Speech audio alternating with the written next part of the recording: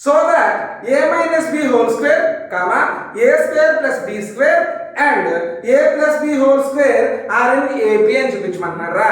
So ఇక్కడ మన point ఏంటన్నా, ఒక 3 టర్మ్స్ ఇచ్చాడు. ఆ 3 టర్మ్స్ అనేవి అథమెటిక్ ప్రోగ్రెషన్ లో ఉన్నాయని చెప్పి చూపించమంటున్నాడు.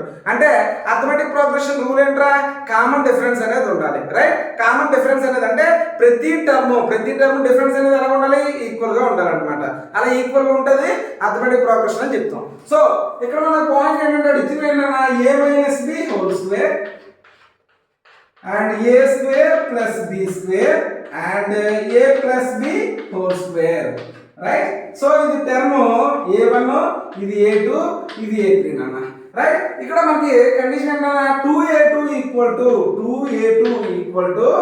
a1 ప్లస్ a3 అనేది రావాలి మనకి, ఓకేనా. సో ఈ కండిషన్ మనం సాటిస్ఫై చేసిందంటే ఆ 3 టర్మ్స్ అనేవి అథమెటిక్ ప్రోగ్రెషన్ లో ఉన్నట్టేనన్న.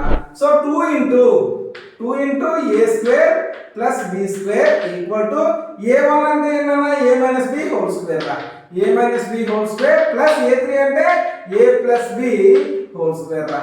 అంటే a minus b whole square అంటే a square plus b square minus 2ab రా, plus a plus b whole square అంటే a square plus b square plus 2ab నాన్న. అని చూడండి, plus 2ab minus 2ab cancel చేసేయండి రా. a square plus a square అంటే 2a square plus b square plus b square అంటే 2b square రా. అంటే 2 into a square plus b square equal to 2a square plus 2b square వచ్చిందా రాలేదా. RHS equal to LHS వచ్చిందా రాలేదా.